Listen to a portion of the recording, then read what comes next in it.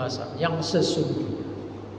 Dan keikhlasan yang seperti inilah yang akan mengantarkan seluruh aktivitas kita berupa ibadah akan diterima oleh Allah Subhanahu wa taala. Ibu-ibu yang saya hormati, kalau begitu apa manfaatnya keikhlasan itu Pak Ustadz?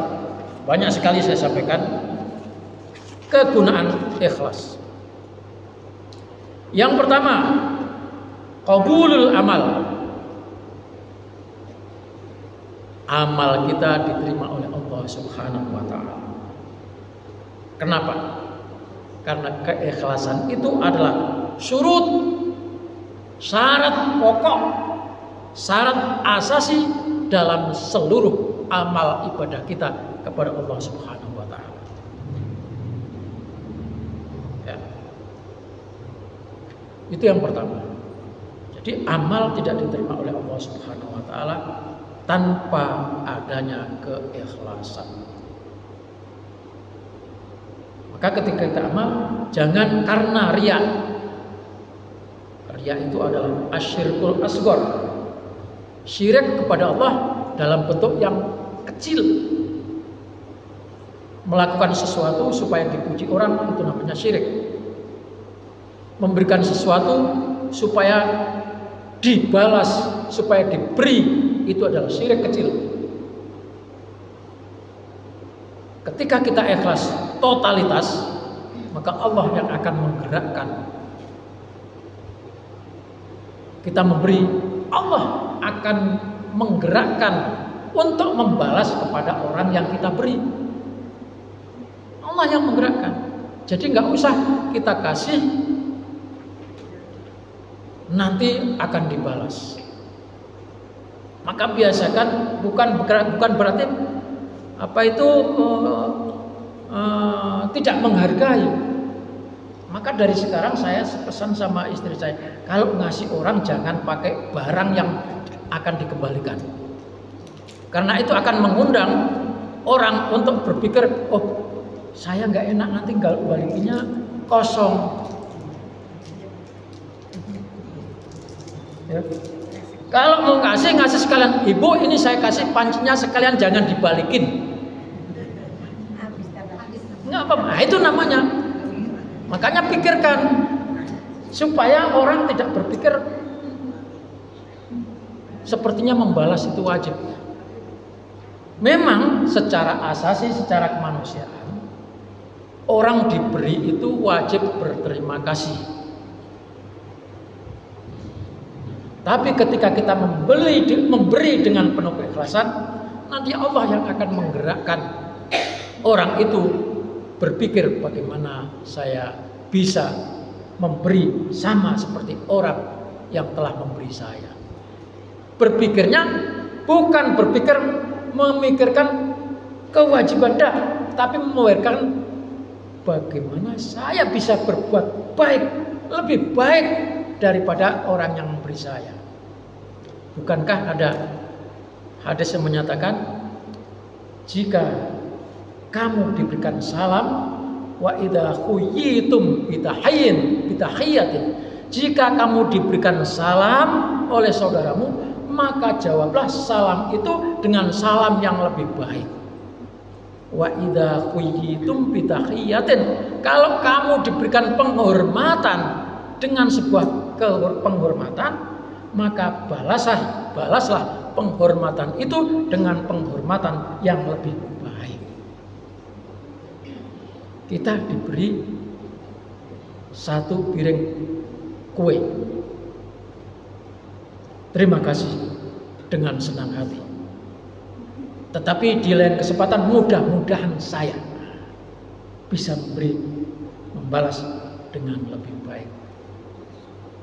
Tapi ketika memberi tadi, lepaskan dari niat untuk mendapatkan balasan dari orang yang kita beri. Lepaskan itu.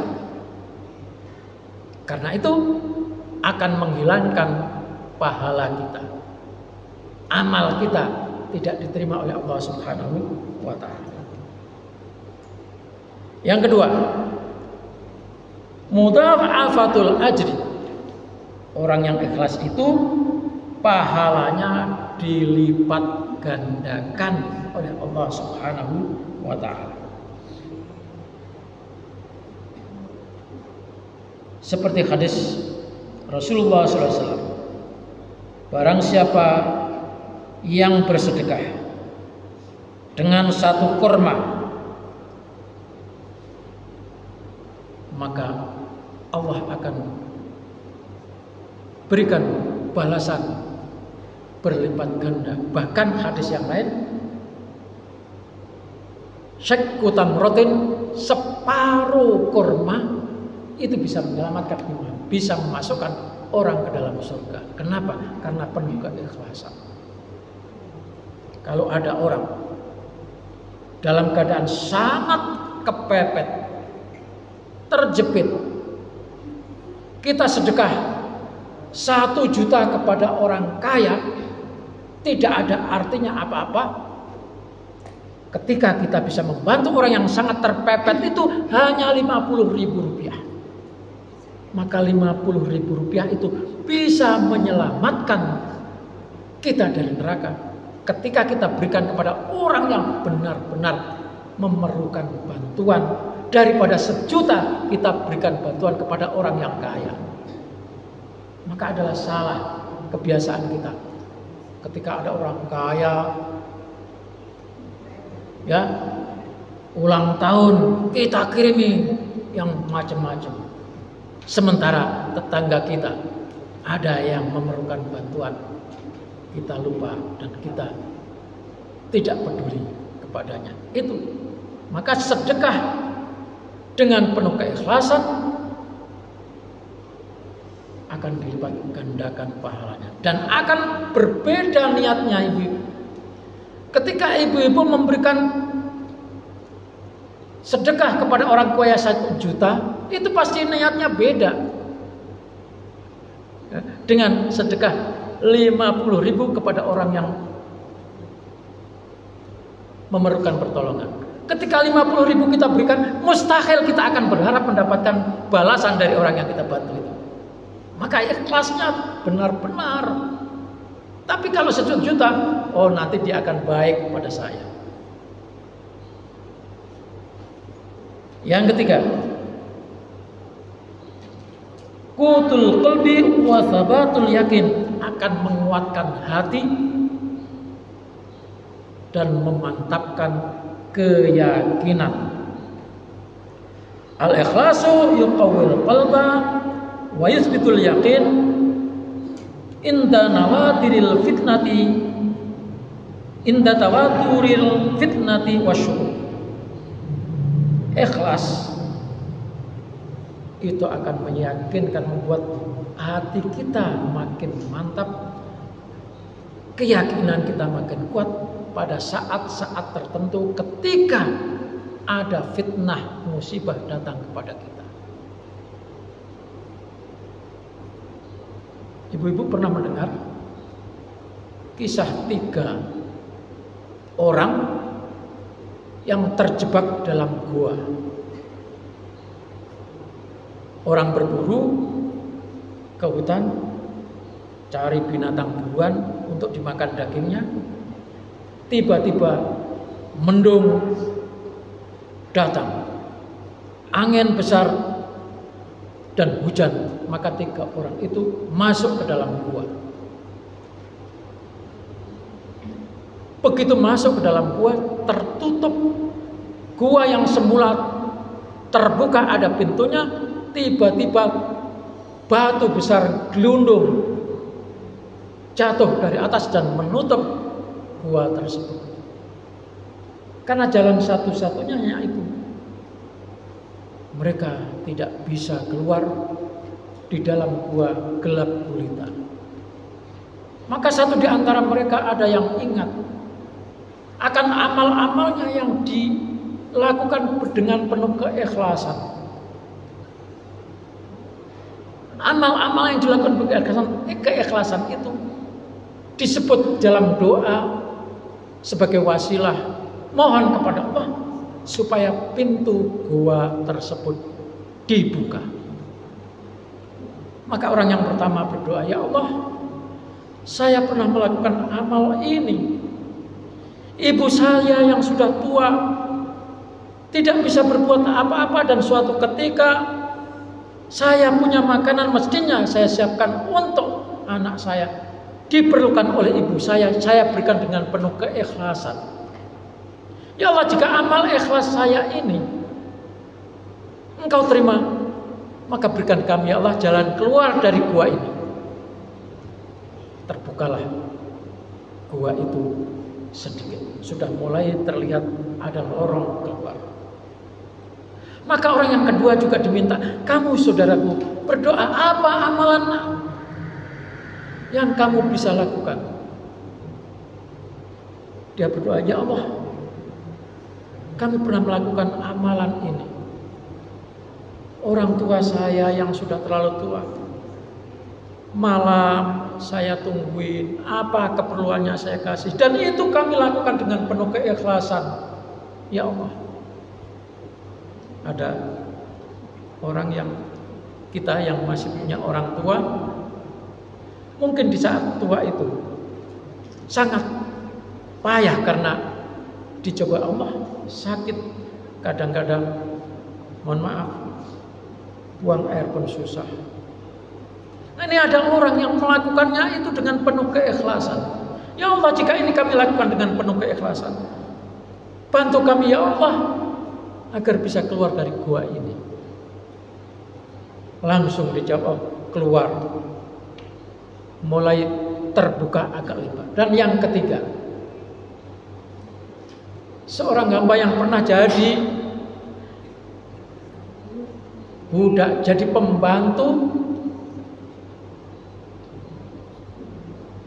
diberikan tugas untuk mengembala kambing. Ya. Lalu kambing itu diserahkan sepenuhnya oleh majikannya. Pokoknya ini saya serahkan kepada kamu. Tiba-tiba suatu saat majikannya itu datang. Mana kambing yang saya berikan? Ini semuanya ini Tuan. Kambingnya Tuan. Loh, saya dulu cuma ngasih sekian ekor. Ini ya, ini adalah punya Tuan. Maka saya serahkan kepada Tuan. Tolong diterima ini. Ya Tuhan, ya Allah, itu amalan yang saya lakukan dengan penuh keikhlasan. Jika ini Engkau terima, maka buka gua itu ya Allah. Akhirnya terbuka. Itulah jawaban Allah Subhanahu wa ta'ala kepada orang-orang yang penuh keikhlasan. Yang berikutnya, orang yang ikhlas akan senantiasa dijaga oleh Allah Subhanahu wa ta'ala, dipelihara.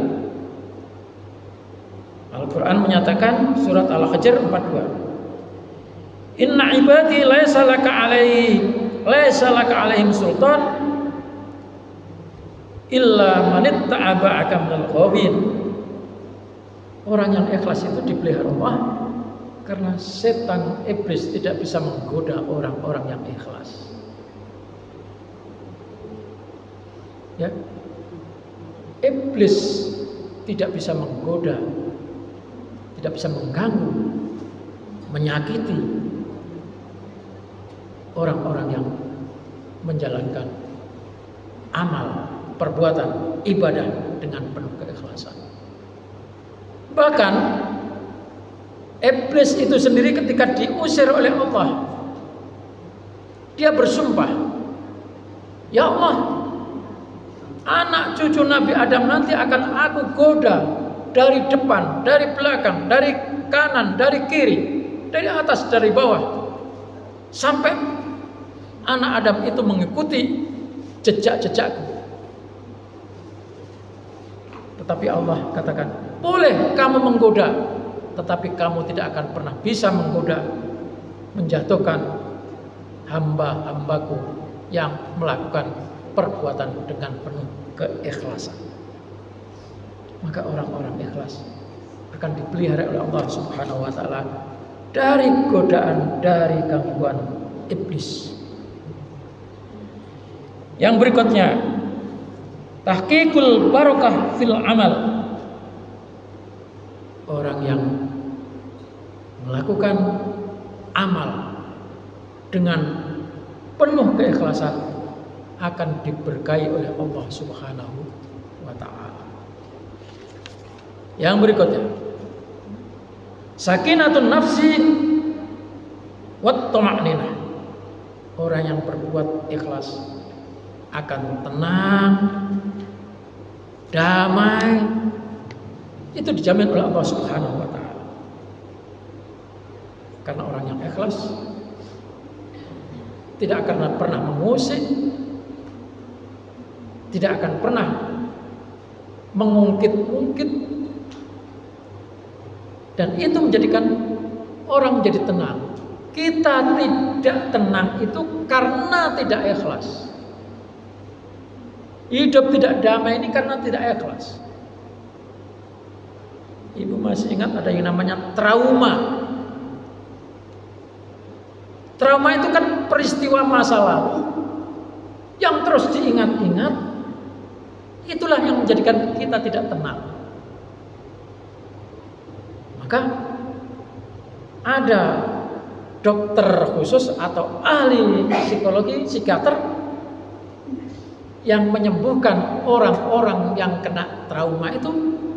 Orang-orang yang kena trauma itu karena tidak ikhlas. Saya pernah cerita ada orang yang kena trauma, tidak bisa disembuhkan dengan obat kecuali obat penenang, dan obat penenang itu membuat orang jadi ketergantungan. Orang yang ikhlas akan tenang. Jadi dilupakan. Udah, kita lupakan saja. Hal-hal yang buruk itu.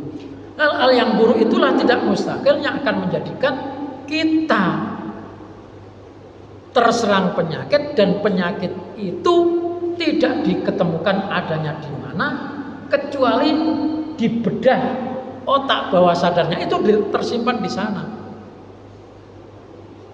Itu trauma. Maka kalau ada ibu-ibu yang pernah punya masalah-masalah yang lalu, udah lupakan. Ketika kita melupakan, itulah yang namanya ikhlas. Itu bahaya. Jadi ikhlas itu membuat orang hidup tenang, tentram. Sekarang coba misalnya umpamanya ada dulu pacaran, asik banget, akhirnya menikah. Setelah menikah, masing-masing karakternya tidak berubah. Ketika pacaran itu kan orang yang ditunjukkan yang bagus-bagus saja. Orang yang biasa marah-marah seperti alim, ya kan? Sepertinya sabar, nggak ada apa yang diminta dikasih. Itu lagi seneng-senengnya lagi pacaran. Begitu rumah tangga, karakter orang tidak berubah. Yang tukang marah-marah ya pasti nanti akan muncul kemarahannya. Yang egonya tinggi pasti akan muncul ke egonya. Akhirnya dua karakter itu tidak bisa menyatu, terpisah, bertengkar, berantem, pisah. Setelah pisah, dapat jodoh baru lagi, nyaman. Tiba-tiba bekas suaminya itu muncul lagi. Ingat nih pikiran, sakit kan, akhirnya kambuh lagi sakitnya. Nah itulah kalau tidak ikhlas. Nah, jadi hilangkan itu pikiran-pikiran itu. Maka ikhlas itu membuat pikiran jadi tenang, damai. Yang berikutnya, ikhlas itu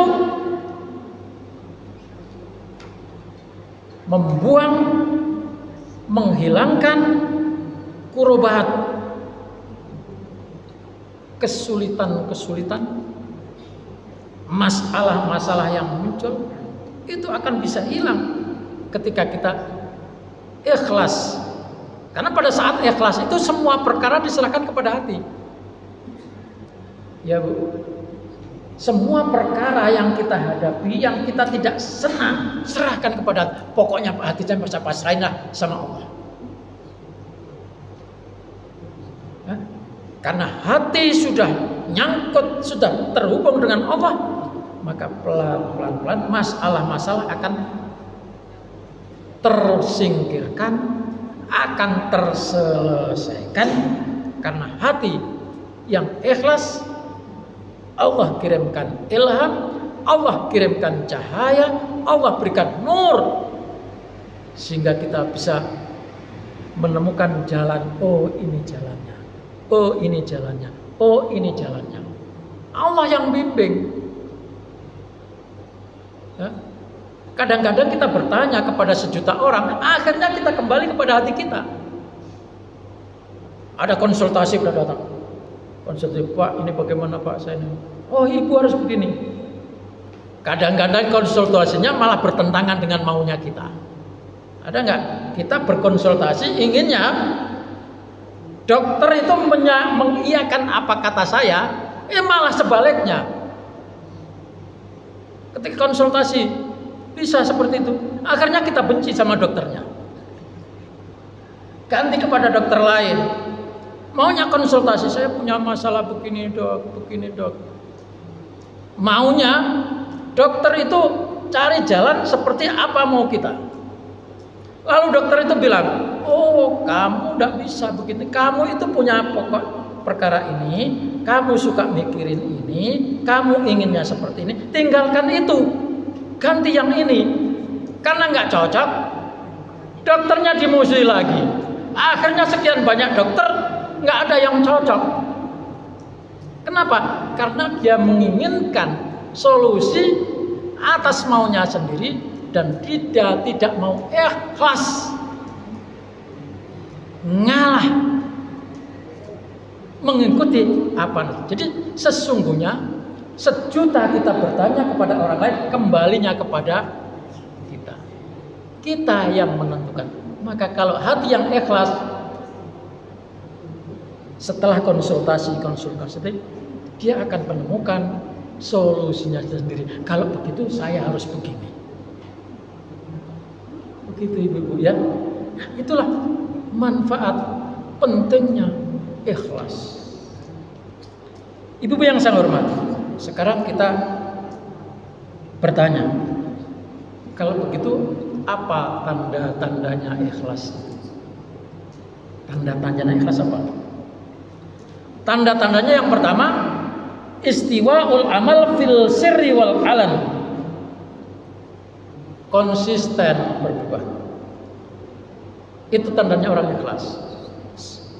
Saya misalnya setiap hari sedekah 5.000 masukin ke kotak amal misalnya, ke masjid umpamanya, setiap hari. Tiba-tiba ada yang tahu, oh ibu itu kok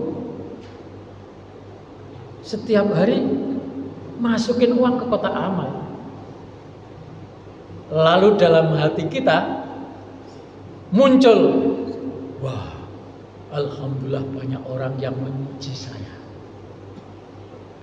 Kan? Akhirnya begitu dipuji, ditengok lagi, besok lagi ditambahi 10.000. Nggak apa-apa. Itu kebaikan untuk orang lain bisa menerimanya, tapi untuk dirinya dia melakukan yang keduanya, tadinya ikhlas karena dipuji menjadi hilang, apalagi dengan bangganya terus tambahin lagi. Atau ada orang yang melihat lalu merasa, aduh saya beramal kok ada yang tahu, saya takut, akhirnya besok nggak masukin lagi, ya kan? Itu namanya bukan ikhlas. Jadi dibenci atau diomong-omongin orang. Wah itu orang sok tiap hari sedekah 5.000, sok banget tuh. Dengar suara gitu, akhirnya besok lagi udah ada, enggak lagi. Ketika itu ditinggalkan atau ketika itu ditambah karena pujian, itu namanya tidak ikhlas. Jadi ikhlas itu dipuji maupun dicaci jalan terus biasa.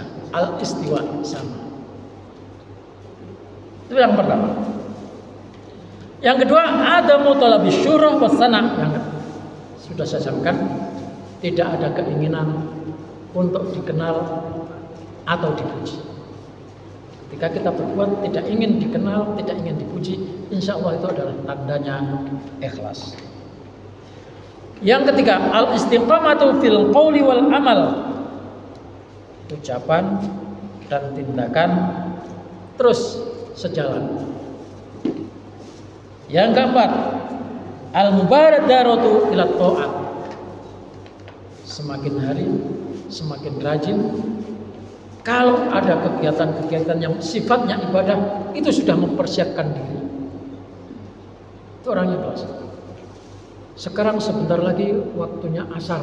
Taruhlah umpamanya asar itu jam berapa, Bu? Jam 3 lebih lah. Jam 3 lebih. Taruhlah jam 3 lebih 20. Maka ketika jam 3 lebih 10 menit sudah siap-siap. Itu tandanya ikhlas.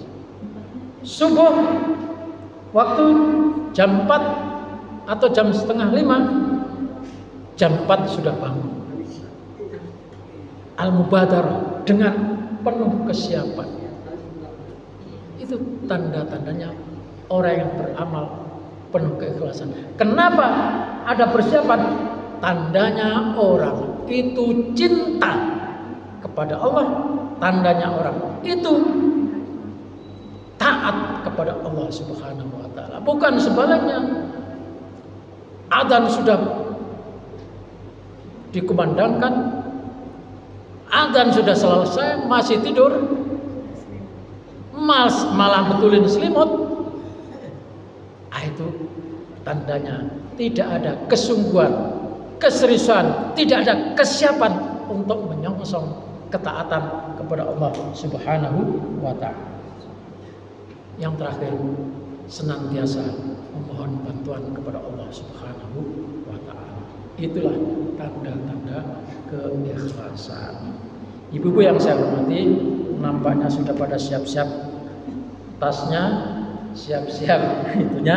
Kita akhiri saja ya. Mudah-mudahan kajian yang sedikit ini bisa kita terapkan. Kalau tidak semuanya, satu saja di antaranya sekian yang disampaikan tadi.